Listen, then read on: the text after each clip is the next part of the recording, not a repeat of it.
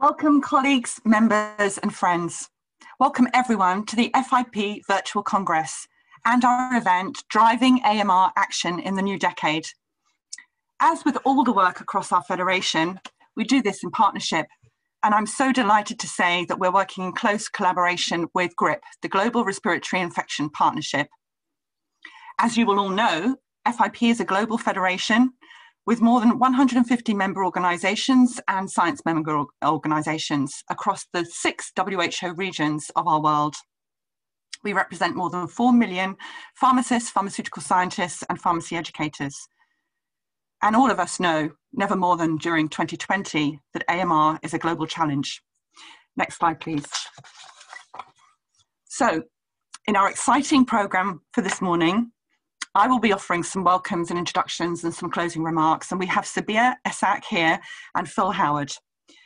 Before we start, could I just ask you all to mute your phones? We will be capturing all of your questions in the Q&A box. Of course, you can use the chat box as well, but the Q&A box will provide us with a record of your questions throughout all of this, and the team will be trying to answer as we go. Next slide, please. So as I mentioned, globally, AMR is a growing challenge for us all. And for many years, it has been a priority area for FIP. In September 2017, the FIP Council approved the FIP Statement of Policy on the Control of Antimicrobial Resistance, or AMR. This statement sets out pharmaceutical policy recommendations for governments, pharmacy practice recommendations for personnel in the profession, and commits FIP to advocacy and facilitator, both at policy and practice levels, and to support our member organisations and to act globally. Next slide, please.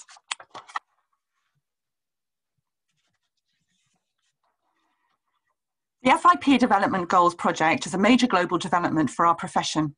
This builds on the innovation that produced the FIP Pharmaceutical Workforce Development Goals, which were launched late in 2016 in the Nanjing conference. In turn, the PWDGs were inspired and adapted from the concepts that underpinned the United Nations Sustainable Development Goals. So the FIP development goals form the foundation for systematic action to support national and to meet regional and global healthcare needs. They will be launched on the 21st of September during World Pharmacy Week and will set the tone for the whole of that week's events. The FIP Development Goals project, it's actually a fabulous way in which we can unite around the next 10 years and seek to achieve change. FIP Development Goal number 17 is antimicrobial stewardship. We understand other prevention agendas are super important, but we wanted to make a statement globally about how important this is to our profession. The goal will look at strategic and systems and put them in place to develop a global workforce to deliver quality services for antimicrobial stewardship, practice to deliver policy on the ground, and effective change. And actually, they will put services and infrastructure in place to ensure that all of the profession can support the antimicrobial stewardship agenda within which lies antimicrobial resistance. Now, as I say, they will be launched on Monday, the 21st of September, and you are all welcome to attend the event. Next slide, please. Goal number 17, antimicrobial stewardship, comprises 3 elements. The workforce development element enables strategies and systems to be put in place to develop our workforce to deliver quality services for AMS. The practice element will ensure infrastructures and frameworks are in place to deliver services for AMS. And the science element will support and promote research and development of new antimicrobials, new antimicrobial combinations, and new techniques to evaluate the impact of antimicrobial stewardship programs. We've seen how science can champion endeavour during the COVID-19 pandemic. Next slide, please. I would like to now introduce the President of FIP, as Dominique Jourdan will introduce some words for us. Dear FIP members, fellow pharmacists, colleagues, ladies and gentlemen, antimicrobial resistance, AMR, is a major public health concern with profound impacts on global, regional, and national healthcare and economies. In times when we are witnessing the huge impact of a communicable virus on our lives, it is more important than ever to act on AMR. We are in the midst of one public health emergency, but with the emergence of untreatable drug-resistant infections and diseases, we may soon find ourselves in another public health emergency. This ongoing coronavirus pandemic is presenting threats that are aggravating antimicrobial resistance. For instance, the World Health Organization, WHO, has warned that many individuals presenting with mild disease without pneumonia are receiving antibiotics, exacerbating the risk of AMR. In addition, hospital admissions increase the risk of healthcare-associated infections and the transmission of multi-drug resistant organisms, which in turn lead to increased antimicrobial use.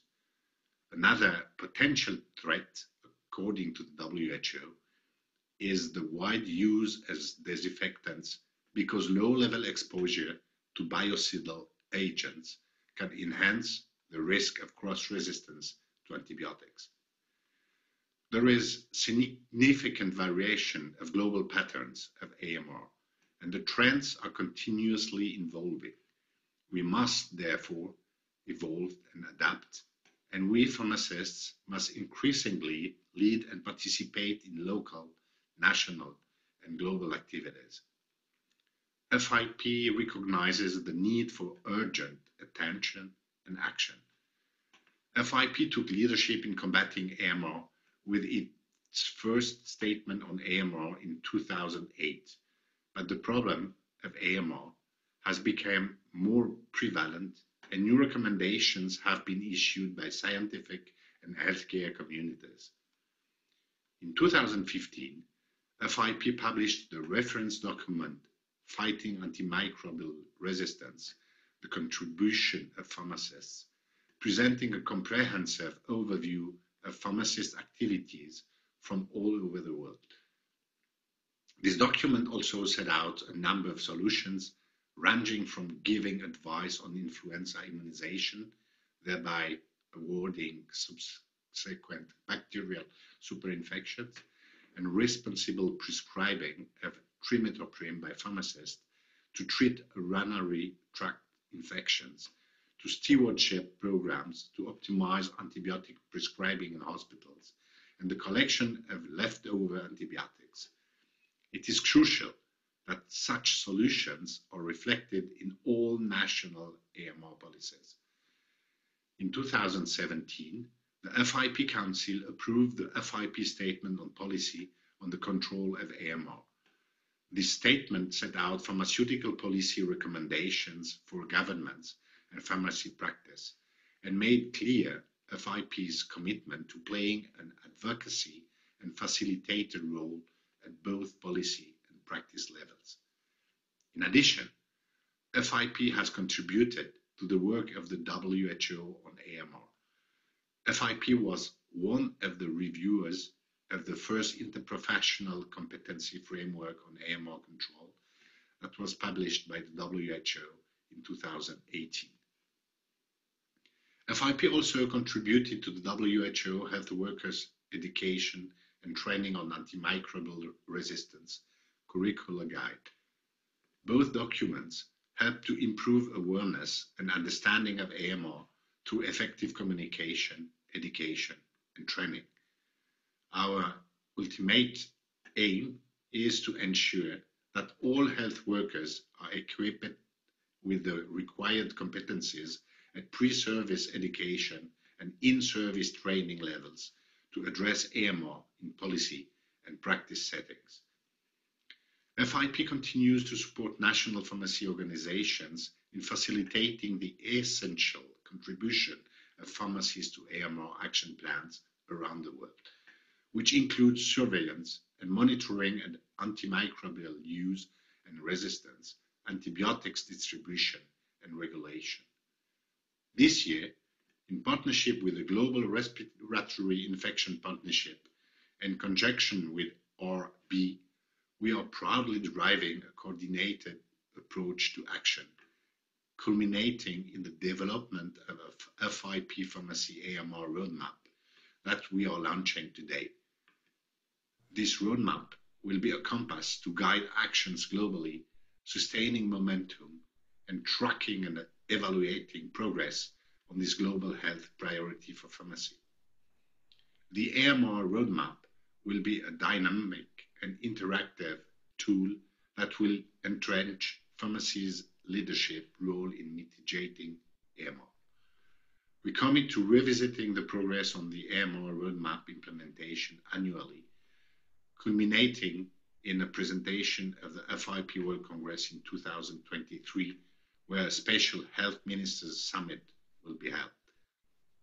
In conclusion, the fight against AMR and support of rational antibiotic use requires the action and collaboration of all stakeholders, industry partners, governments, health authorities, healthcare professionals and patients, and continued global discussion on how to achieve progress, followed by action and implementation.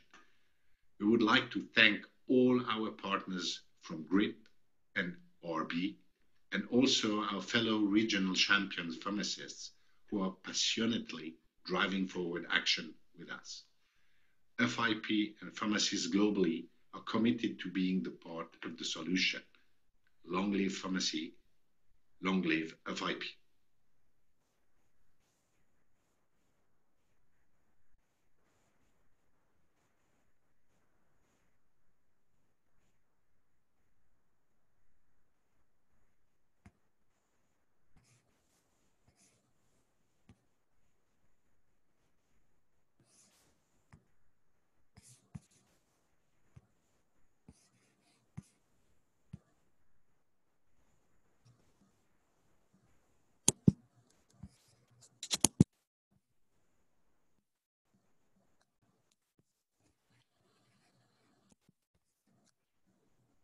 So, good morning, everyone. Distinguished guests, colleagues, ladies and gentlemen.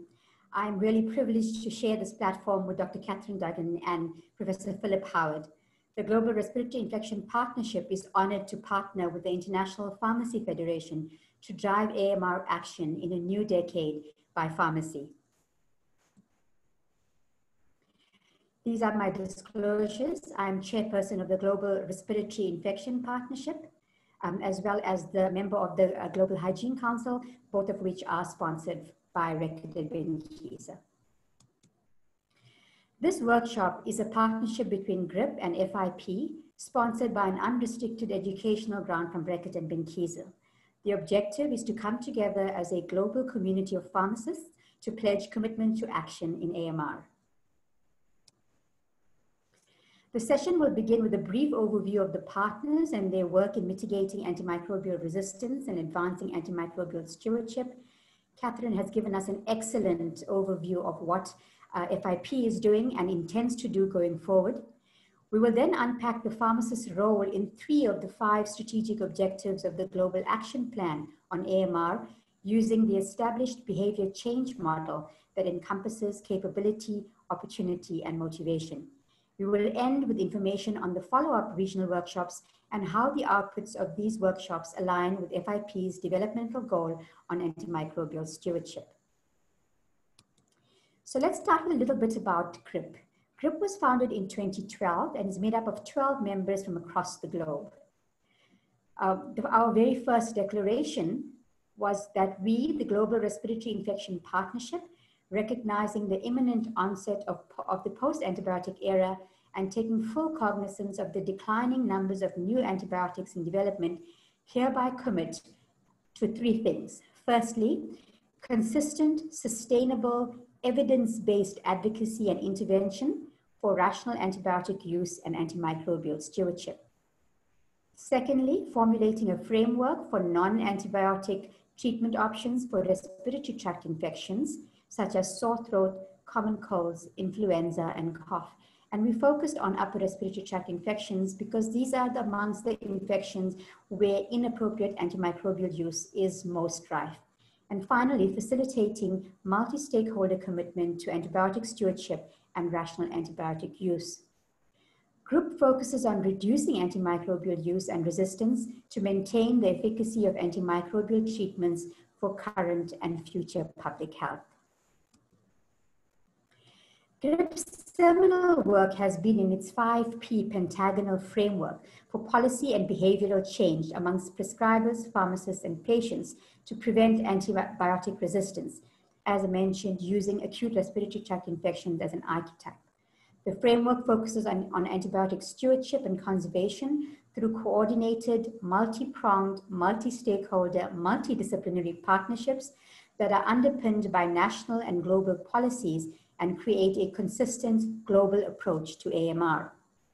The framework adopts a patient-centered symptomatic management strategy. It offers practical advice to primary healthcare teams, and it facilitates change towards prudent use of antibiotics. And I encourage you to look at the GRIP website on all of the resources and materials that we have for patients, prescribers, policymakers, and pharmacists. I will discuss the 5P framework in greater detail later in this presentation. Some of the guiding principles for the 5P framework and the associated activities include to identify patient attitudes towards upper respiratory tract infections, limit antibiotic use to high-risk patients with proven bacterial infections, to establish a local policy for symptomatic relief of upper respiratory tract infections, educate healthcare professionals on the appropriate treatment, and support healthcare professionals to enhance communication skills. So these are all of the activities that GRIP's repository of resources for healthcare professionals. So let us focus on antimicrobial resistance. Antimicrobial resistance, or AMR, is a problem that threatens the sustainability of an effective public health and medical response to infectious diseases across the globe. It is estimated that currently 700,000 people die annually from drug-resistant infections. This will become progressively worse unless we adapt the way we develop and use antibiotics. And may I say here that we are already using antibiotics inappropriately in the COVID pandemic. The consequences of AMR at the patient level include prolonged duration of illness, greater risk of infection, transmission, increased morbidity and mortality rates, and substantial financial and societal costs. This map is from the O'Neill review on AMR and shows us that 10 million deaths will be attributable to AMR by 2050 if we don't act immediately and urgently. It also highlights the fact that the low and middle income countries will be disproportionately affected by AMR. The public health impact is far worse. 28 million people will be poverty stricken. There will be a 7.5% decline in global livestock production, a 3.8% decline in global export, and a cost of $1 trillion in additional healthcare costs. I think all of you are aware that every one of these predicted scenarios on the impact of antimicrobial resistance will be and is actually being worsened by COVID-19, because the pandemic has engendered the inappropriate and excessive use of antimicrobials. Despite the lack of evidence to support their use, there are several reports of antiretrovirals, antimalarials, and antibiotics that are currently being used in the management of COVID-19. Such inappropriate use is increasing selection pressure and escalating antimicrobial resistance. The World Health Organization endorsed the Global Action Plan on Antimicrobial Resistance, which outlines 5 strategic objectives for addressing AMR. The GAP was endorsed by the United Nations General Assembly and the World Health Assembly, where all member states agreed to develop national action plans on AMR based on the 5 strategic objectives of the Global Action Plan. To briefly go through these, the first is to improve awareness and understanding of AMR through risk communication and education. The second is to strengthen knowledge through surveillance and research by undertaking national AMR surveillance, improving laboratory capacities, and undertaking research and development. Excuse me. The third strategic objective deals with reducing the incidence of infection through effective hygiene and infection prevention and control, both in healthcare communities as well as in healthcare facilities as well as in communities. The fourth strategic objective speaks to optimizing the use of antimicrobial medicines in human and animal health, and it speaks to access to quality antimicrobial medicines, regulation, and antimicrobial stewardship, as well as reducing the availability of antimicrobials without prescription. And finally, it speaks to ensuring sustainable investment through research and development by measuring the burden of AMR, assessing investment needs, and establishing procedures for participation. Just a reminder that FIP's revised statement of policy on the control of AMR further supports the WHO Global Action Plan and its 5 strategic objectives. Of the 5 strategic objectives, the 3 that resonate most with the policy and practice roles of the pharmacists are strategic objectives 1, 3, and 4. The first speaks to improving awareness and understanding of AMR through effective communication, education, and training. The third, to reduce the incidence of infection through effective sanitation, hygiene, and infection prevention measures. And the fourth, to optimize the use of antimicrobial medicines with the focus on stewardship. So I want to go through the pharmacist leadership role in each one of these strategic objectives.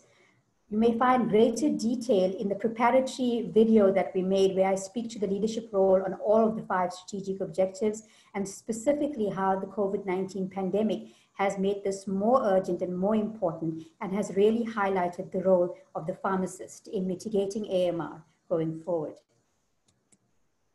So let's start with our leadership role in education and awareness. And here I want to draw on the pentagonal framework of the Global Respiratory Infection Partnership. As mentioned earlier, this framework speaks to the role of policy, prescribers, pharmacists, and patients on the prevention of antimicrobial resistance. So it speaks to policy to advance antibiotic stewardship and conservation and encourage symptomatic management. It speaks to patient empowerment on self-management. It gives pharmacy guidance in the provision of advice to patients.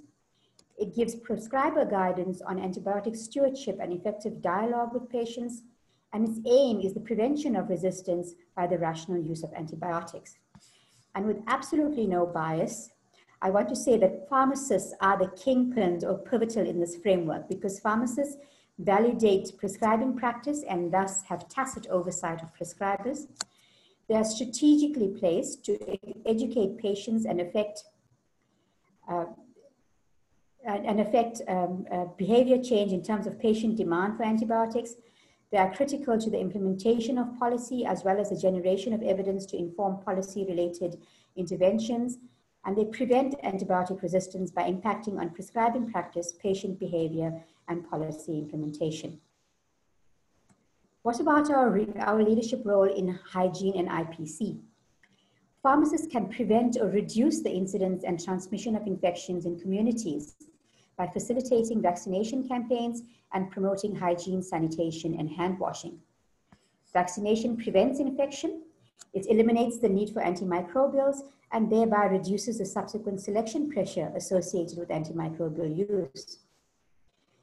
In terms of COVID-19, WHO guidance includes hand washing, avoiding personal contact, and using masks. Never has personal and targeted home hygiene and the use of personal protective equipment been more important than during this pandemic. Our leadership role in healthcare settings is for us to participate in the IPC committee, ensure availability of cleaning agents and PPE for patient and personnel safety, establish pharmacy quality control programs to prevent contamination of pharmaceutical products, especially sterile products, encourage the use of single-dose packages of sterile products, and recommend proper labeling, dating, and storage of sterile products. WHO guidelines on PPE are as follows. Firstly, perform hand hygiene, put on the gown, put on the mask, put on eyewear, and finally put on the gloves. And we are all aware of PPE shortages being reported from both high and low middle income countries during the COVID-19 pandemic. So what is our leadership role in optimal antimicrobial use? In this context, I want to highlight the role of the pharmacist at national policy level as well as local practice level. At the national policy level, we must practice rational medicines use, defined as patients receiving the appropriate medicines in doses that meet their own individual requirements for an adequate period of time and at the lowest cost both to them and the community. We should participate in drug regulatory bodies to ensure the safety, efficacy, and quality of medicines.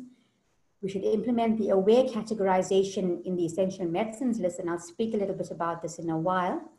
We also have a very strong responsibility to optimize supply chain management, ensure that there's always access of the correct first-line antimicrobials and that there are no stockouts. And finally, we have a very strong role in identifying substandard and falsified medicines. I want to give a little bit more on the AWARE categorization. This is new. It's in the newest essential medicines list of the WHO, and it speaks to antibiotics in 3 categories.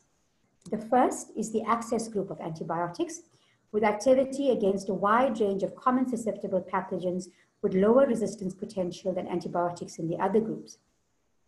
These are the first-line essential antibiotics that should be widely available, affordable, and quality assured. The watch group of antibiotics encompasses antibiotic classes that have higher resistance potential and/or antibiotics that are at relatively high risk of the selection of bacterial resistance. And these include most of the highest priority antibiotics listed in the critically important antimicrobials for human medicines. So these are the ones that we should watch for escalation of resistance in. And finally, we have the reserve group of antibiotics that should be reserved for the treatment of confirmed or suspected multi-drug resistant organisms. These antibiotics are usually treated as last resort options. Just want to highlight the fact that COVID-19 has interrupted supply chains by the closure of borders and travel restrictions and made room for substandard and falsified drugs to proliferate. At the practice level, we have an antimicrobial stewardship role. Antimicrobial stewardship promotes the safe, rational, correct, and effective use of antimicrobial agents to promote positive patient outcomes, rapid recovery from illness or infection, prevent or contain antimicrobial resistance, and reduce healthcare costs. Pharmacy can also play a role in promoting evidence-based symptomatic relief alternatives to antibiotics. Antimicrobial stewardship has been described as the 4 R's, where the right antibiotic is administered at the right dose, at the right time, for the right duration, obviously to the right patient. So I have extended these 4 R's to the 8 D's, and let us go through each one of these. The first D is diagnosis, is to ensure a non-viral etiology, that is, ensure that the infection is bacterial or fungal and not viral. Rapid diagnostics tests play a vital role here, and I can't emphasize the importance of etiology during the COVID-19 pandemic. We then have the drug choice. Here we choose the antimicrobial that is indicated with the correct spectrum of activity, opting for narrow spectrum in the first instance. We deal a lot with dosage forms. Choose the dosage form that best suits the patient and the infection. So for example, if we want immediate effect, we would go for IV. And if it's a pediatric patient versus an adult patient, we have options between suspensions, tablets, and injections. The next D is dose. Ensure that the dose will result in concentrations above the minimum inhibitory concentration at the site of infection, taking into account pharmacokinetics and pharmacodynamics. So the concentration at the site of infection must be high enough to kill off all of the bacteria and not select for resistance. The next D is the dosing interval. Again, in keeping with PK/PD, dosing interval should ensure that the antimicrobial concentrations remain above the MIC to prevent the emergence of resistance from sub-inhibitory concentrations of the antimicrobial at the site of infection. The duration debate is still rife. This brings in the hit them hard and fast, short duration, high dose therapy versus the longer duration of conventional therapy. The conventional therapy is thought to exert greater selection pressure for the evolution of resistance, but the jury is still out on this. We then speak about disposable, and I speak here about expired drugs and not incomplete courses to ensure that the correct disposal, such that antibiotics do not contaminate water and sanitation systems. And the final D, and I suppose is a rather important one, is communication between the prescriber and the pharmacist, as well as the pharmacist and the patient, which is critical for the optimal and appropriate use of antimicrobials. So the leadership role, in summary, speaks to improving awareness and understanding, reducing the incidence of infection through prevention control, and optimizing the responsible use of antimicrobials. And we are focused on these because these will be the key focus areas for our roadmap going forward.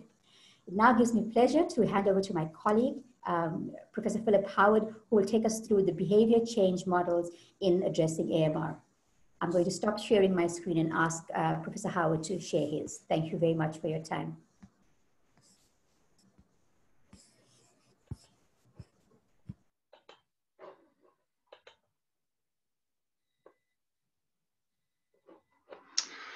Good morning, everybody.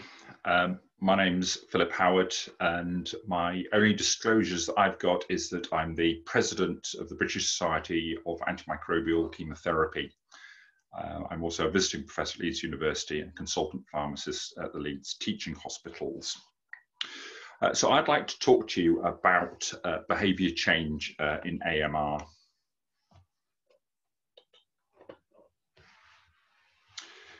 So community pharmacists are on the front line of primary care, and as such have a key role in conserving antibiotics, preventing their misuse, and instilling the concept of stewardship in the minds of both prescribers and patients. To reduce inappropriate antibiotic use in these areas, we must translate FIP's statement of policy and the WHO strategic objectives into action.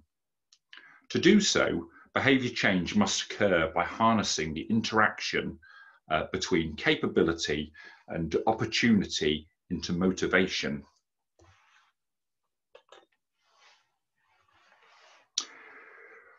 The COM-B model of behaviour change developed by Susan Mitchie and colleagues is used widely. The behaviour change wheel on the left illustrates how we can increase the motivation to make these changes. Pharmacists have the physical and psychological capability to address AMR because we have the knowledge, skills and abilities, or the proficiencies acquired via education and practice. We also have the physical and social opportunity to achieve this by delivering their country commitment to the UN Political Declaration and the Pharmacy Association's commitment to the FIP policy statement on AMR, which then motivates them to prevent, contain and mitigate AMR and eliminate it as a public health threat, thus delivering behaviour change. I'd like to demonstrate how we could achieve these changes through examples that demonstrate the COM-B approach in education, policy and public health. This cycle on the right shows that a patient visits his family doctor or other healthcare professional expecting antibiotics and puts pressure on them to prescribe or supply them. The patient is prescribed antibiotics, often inappropriately, as seen in this European research on the left, where there are much higher rates of prescribing as seen to the ideal. Now, this reinforces the patient expectation that antibiotics cause their infection to improve, even if they didn't at all. And education of patients at first contact by pharmacists is key to break the cycle of expectation of antibiotics.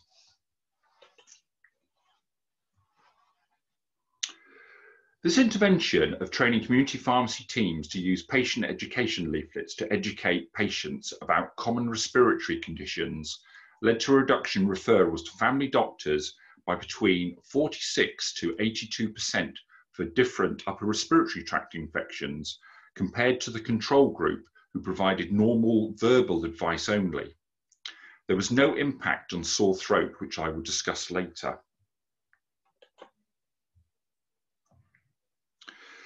The Public Health England Primary Care Unit have developed and evaluated a range of patient information leaflets for respiratory and urinary tract infections.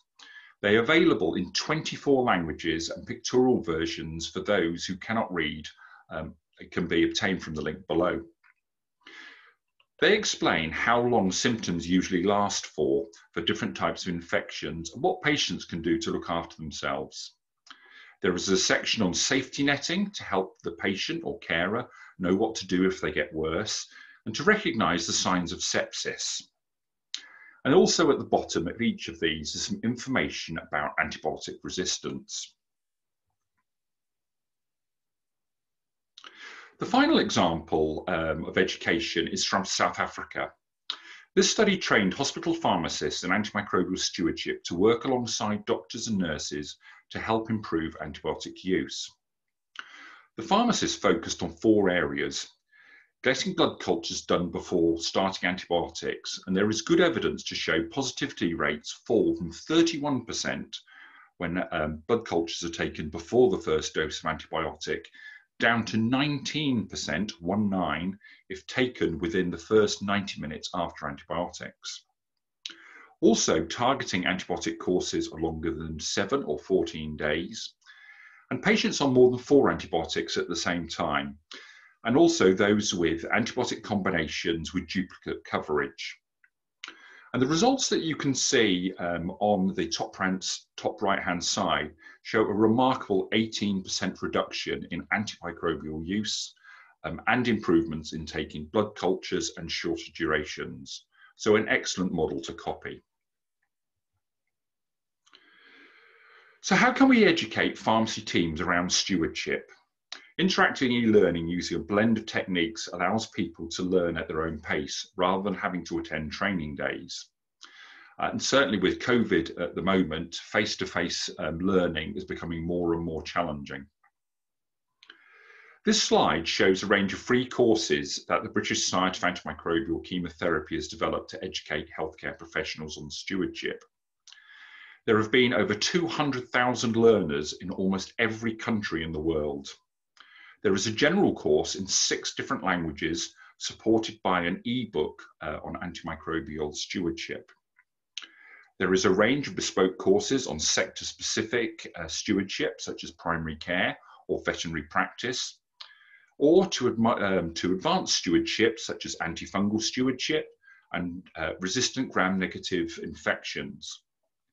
There are also region-specific courses that take into account the local culture, and you see examples of Africa and the Middle East and North Africa. And these courses have been evaluated and appear to be very effective from what you can see at the bottom. So if we look at an example of policy, then effective guidelines provide an opportunity to decrease antimicrobial resistance. Good guidelines should tell you when an antibiotic is not needed.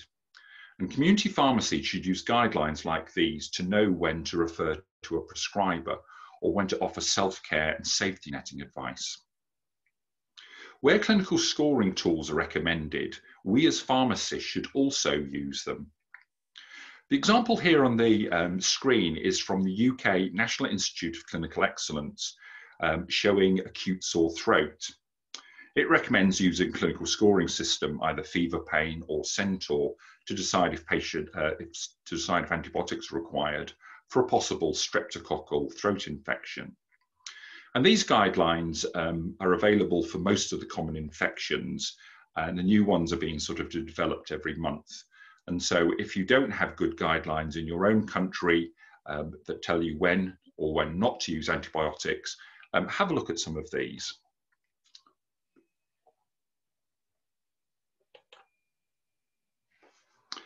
This slide builds on the sore throat assessment and shows that there are many different guidelines available for sore throat, and all use either clinical scoring systems, and many use point of care tests for streptococcal A antigen testing. Now, the lack of availability of testing in countries that recommend these might be a barrier for community pharmacy to reduce inappropriate antibiotic use in some countries.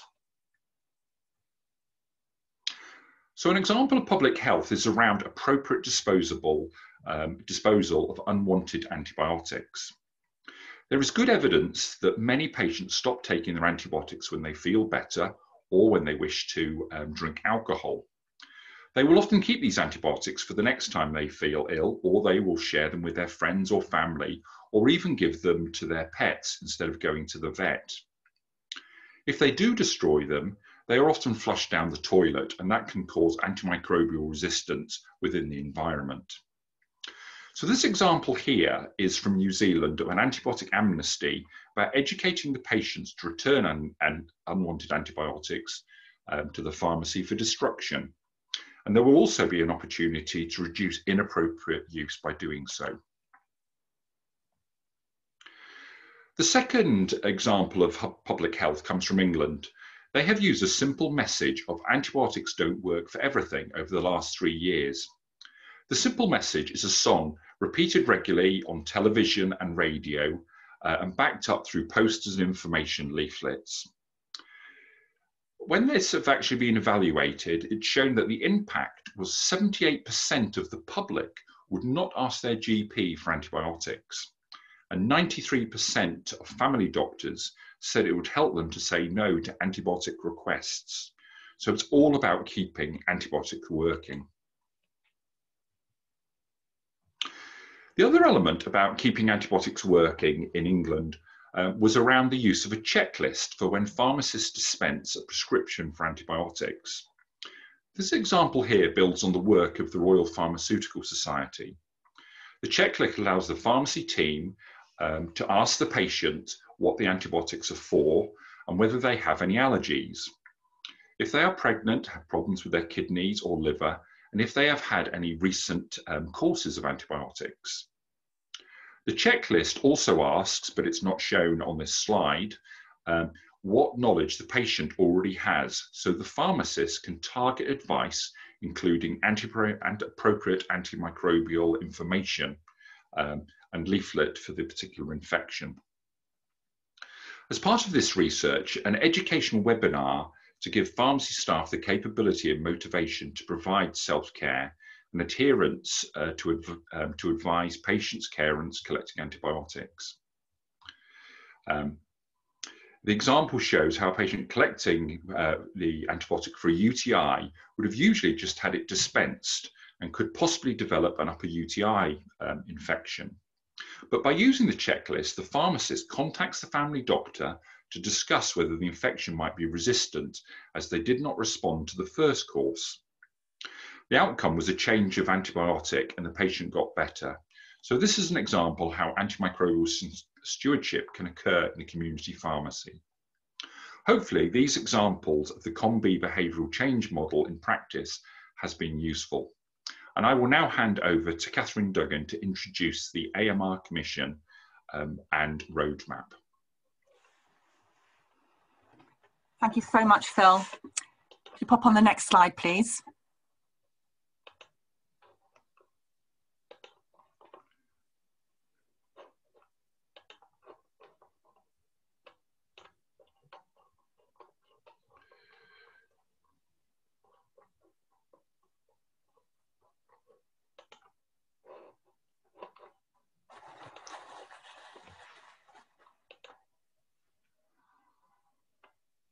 Perfect. Thank you, Phil, so much.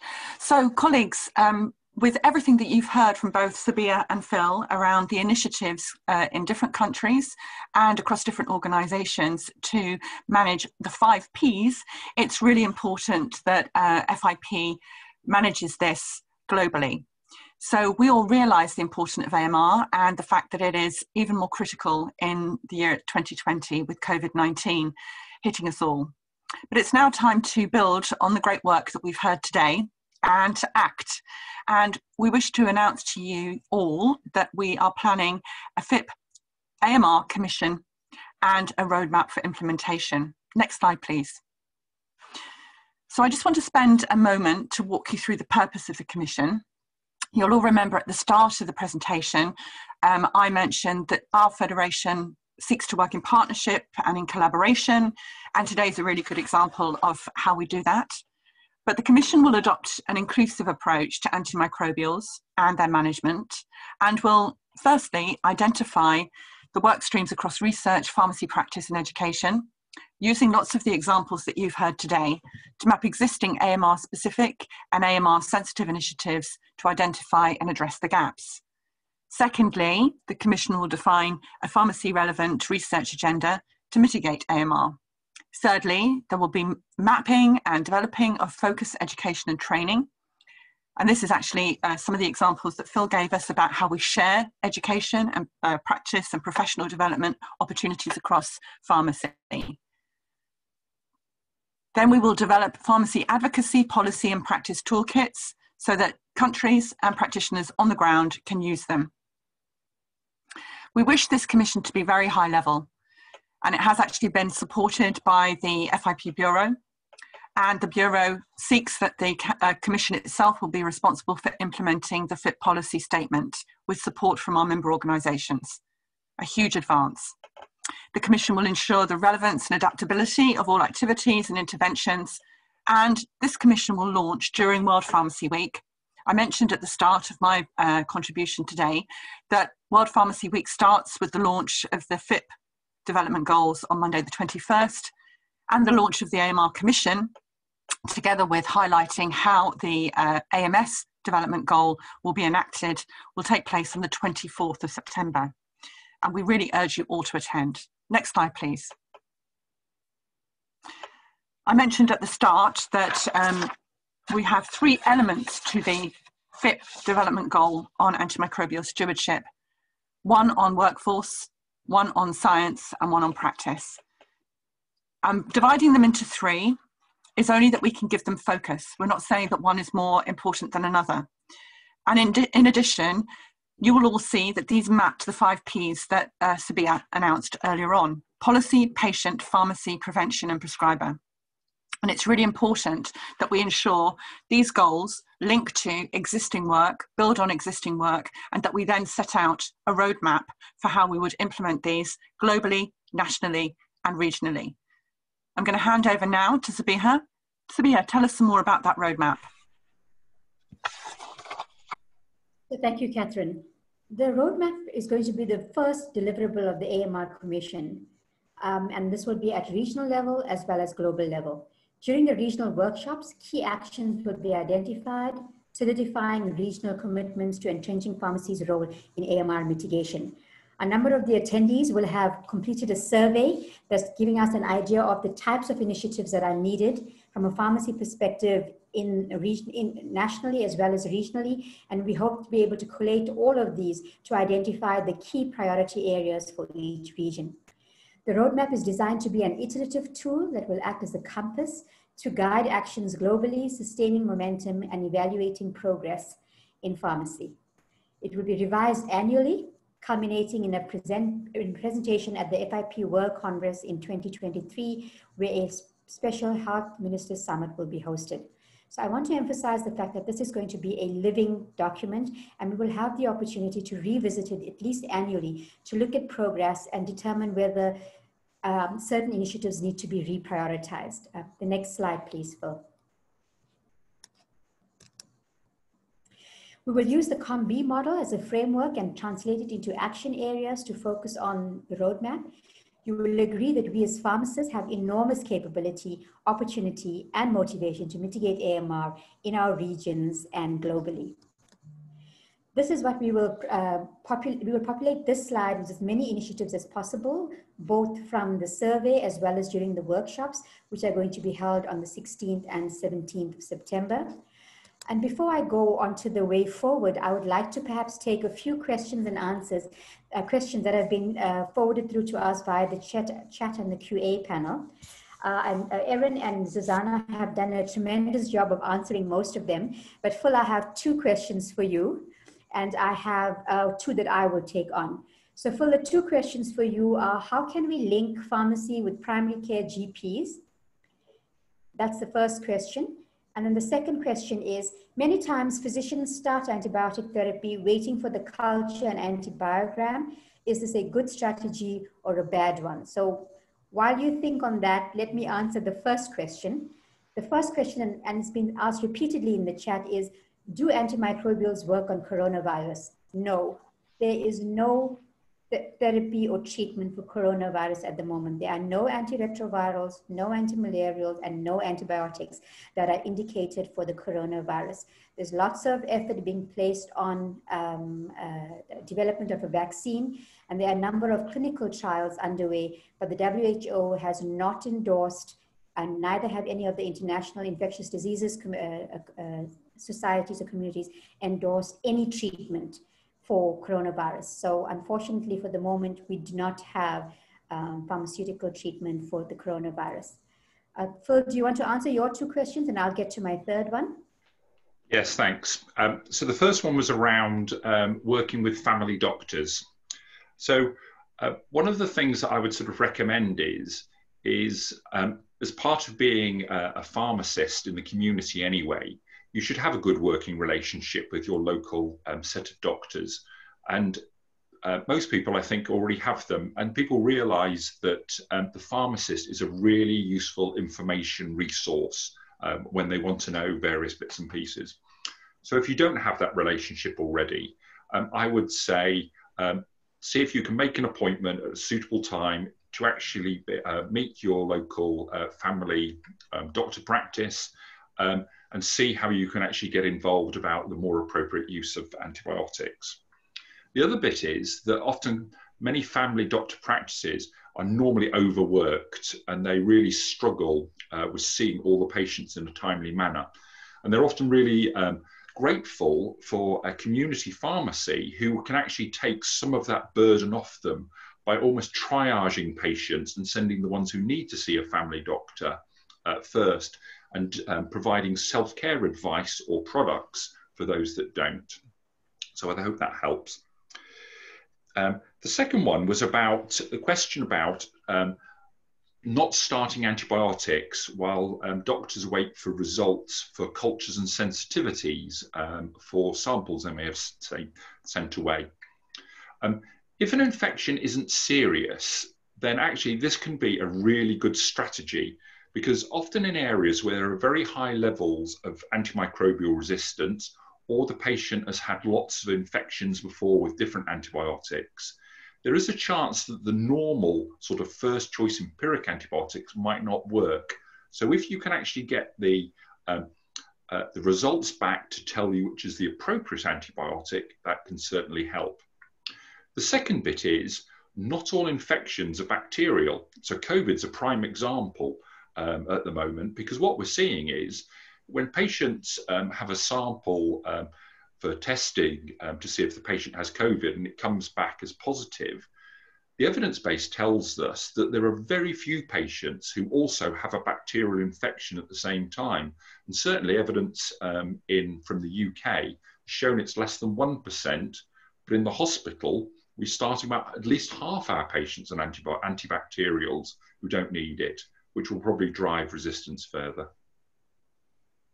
Thank you, Phil. Catherine, we have one question for you. How does one get involved with the AMR Commission? I'm sorry, Phil, can I ask you to move, sorry, but Catherine, before you answer, Phil, can I ask you to move the slide one up, please?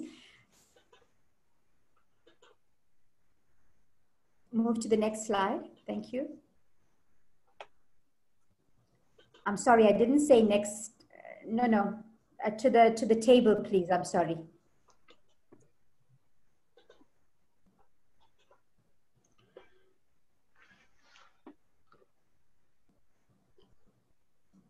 So I'm sorry, I didn't say next slide at this point, but this is the table that we're going to be populating at the regional workshops. And some of this will be populated from the results of the survey that has been undertaken, but also from the AMR facilitators that have been identified to lead these regional workshops next week. So Catherine, sorry, please go ahead. How does one get involved in the AMR Commission?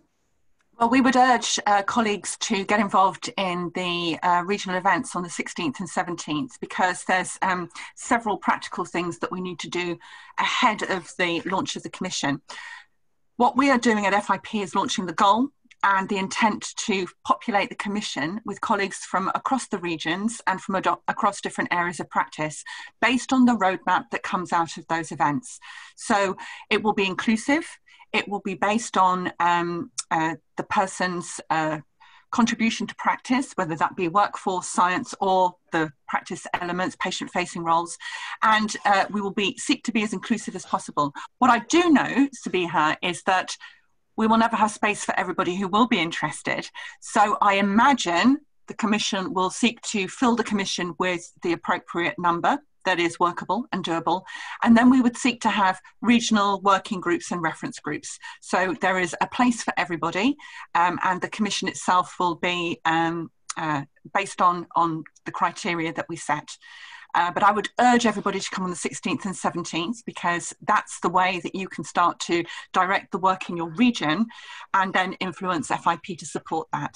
Sabiha, I have got one clarification that came through on my messages around WHO endorsed treatments. Now, Sabiha was mentioning whether there were any antivirals or antimicrobials for the use for the treatment of COVID-19, and there aren't. But of course, we know that WHO has endorsed the use of dexamethasone in severely ill patients as an anti-inflammatory. So that was just to clarify to colleagues on the line that it's the therapeutic antiviral or antimicrobials for COVID that there is no endorsed treatment around. Thank you. Thank you, Sabiha, for letting me speak. Thank you very much, Catherine. And yes, dexamethasone is being advocated for, especially ventilator COVID-19, serious COVID-19 patients on ventilator therapy. So thank you for that, and thank you for that clarification. I've got a question here that speaks about how should pharmacy undergraduates play a role in AMR? And Susanna has actually answered it very well, in that she said that there's a competency framework that has been developed by the World Health Organization, as well as an associated curriculum. And that is now being used by most pharmacy schools to incorporate into the curricula. But I would like to highlight here is every single one of us, pharmacy students, pharmacists, pharmacy assistants, can become AMR advocates. But to become an AMR advocate, we really need to make sure that we are speaking from a point of knowledge. We must have the most updated knowledge related to antimicrobial resistance and speak based on evidence. There's so many open courses on AMR, and Phil can give you a list of those that are available for free from the British Society of Antimicrobial Therapy. But also I would recommend that you subscribe to feeds such as the REACT, AMR Insights, CDEP and CIDRAP, and WHO Virtual Communities of Practice. The second important part in terms of the role you can play is learn how to communicate correctly. So the people that you will communicate with will be healthcare professionals, there'll be policymakers, there'll be other students, and there'll be people in the general population. They all have different health literacy levels. So you need to be able to get the message across correctly to the correct group by making sure that it is, people can align with it or can understand it.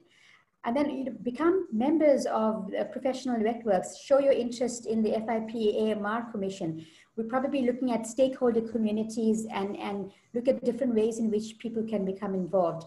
So the point of addressing students is to, right at a young age, inculcate an ethos of not overusing antimicrobials, and so to pass it on from generation to generation. So I think that students play a very important role in becoming AMR advocates. Okay, great. I've got a few more questions coming in.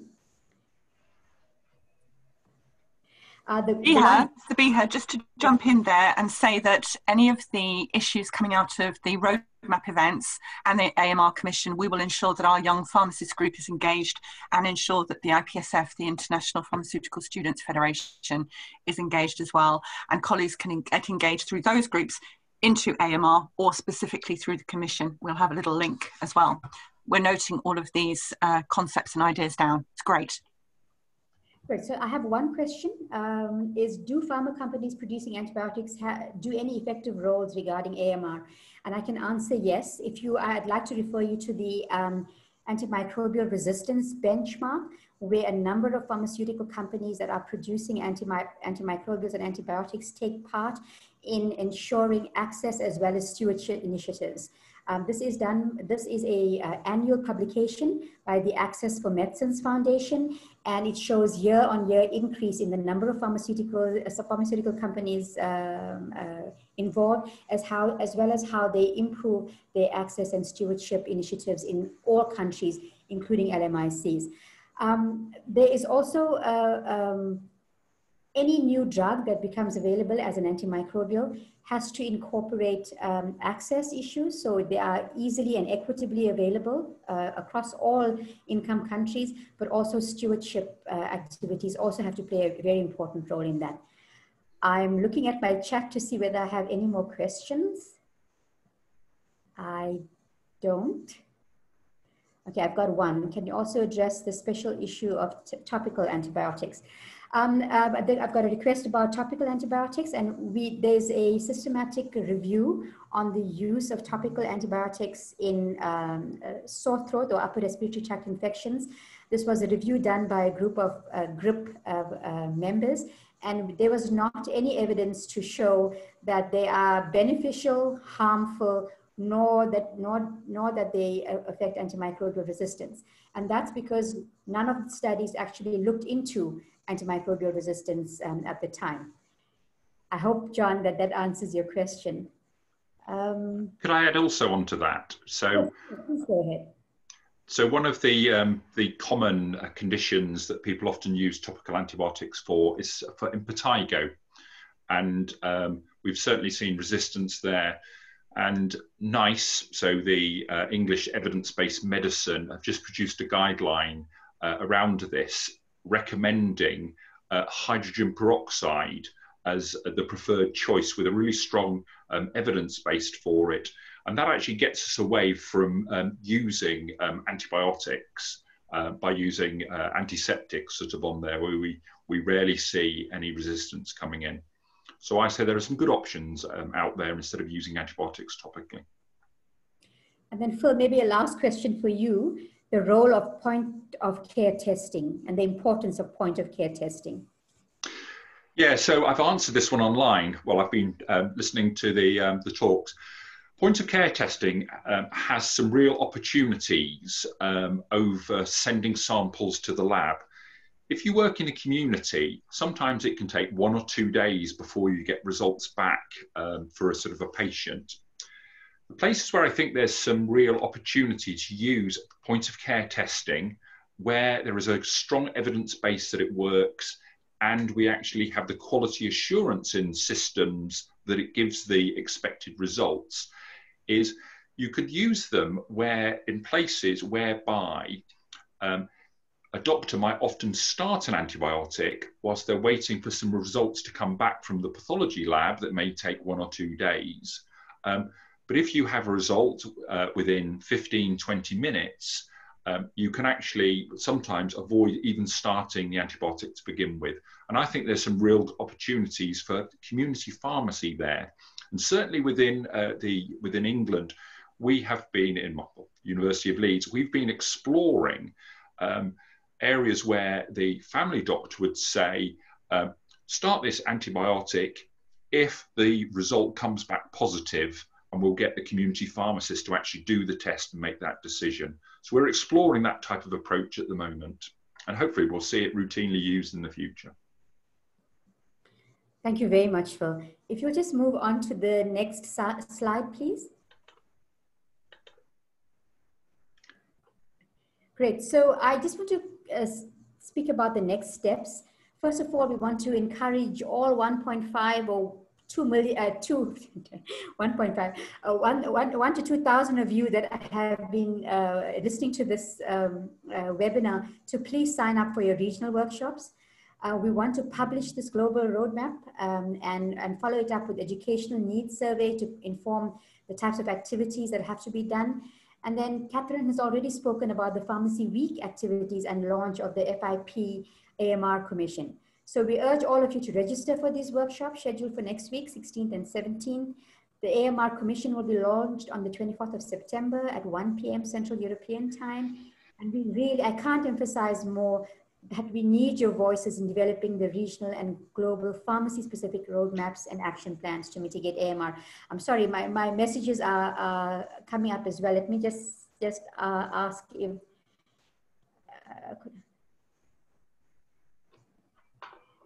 Okay, so there's a question about why, sorry, I'm taking the prerogative as group chair to ask one final question. The lack of consistent recognition of the symptomatic treatment alternatives. Why isn't there symptomatic relief given greater prominence? Does anybody want to take that? Phil, do you want to answer that type of question? Yeah, I'm not quite sure I heard the question clearly there. Was there something about symptomatic treatments? So why aren't symptomatic treatments more prominently appear in guidelines? Yeah, so one of my roles in the UK is I actually sit on the NICE Managing Common Infections Guideline Committee, which is a standing committee we meet every month. One of the big problems that we have is often pharmaceutical manufacturers who target products to be sold in the over-the-counter care of patients don't do the appropriate clinical trials in place, comparing them to current best practice or placebo. And it's really important that if we want to see some of these symptomatic treatments used or included in guidelines, we get better quality evidence. And so what I would say to the manufacturers out there, engage very closely with some of your local universities and who can work with, help design the appropriate studies, and then especially the pharmacists, because they can then work closely with community pharmacists, and you can set these studies up. And we're starting to see more of these coming in. So I would say to those looking to produce some of these, whether it's new products or existing products, let's get a good evidence base out there. Let's use community pharmacy to do that research, and then we can actually see them included in some of the guidelines. And just Phil, can I add to that? Phil, could I just add to that and say that FIP could support that with perhaps data collection tools and with ways in which everybody could start to collect the same data so that we could start to compare and contrast.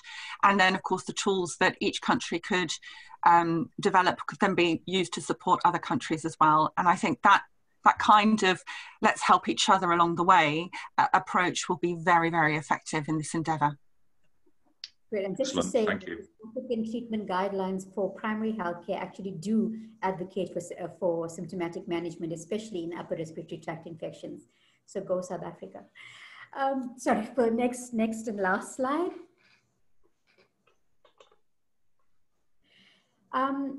So a webinar of such quality would not have been made possible unless there were some critical people. So I'd like to thank Dr. Kathleen Duggan for advancing antimicrobial resistance and antimicrobial stewardship discourse within FIP, and for really getting the ball rolling on the AMR Commission as well as the AMS development goal. Adrian Shepherd for his visionary leadership of GRIP all the way back from 2012 to now. And then Jane, Erin, Ashlyn from Cello Health, and Carola and Susanna and Mila from FIP. Thank you for your invaluable support. We really appreciate all of your contributions to making today a success. And we look forward to seeing all of you on the 16th and 17th next week. Thank you very much for your time. Thank you. Thank you, Sabiha. Just to let you know, colleagues, we will gather all the questions and answers and provide that for everybody. Thank you.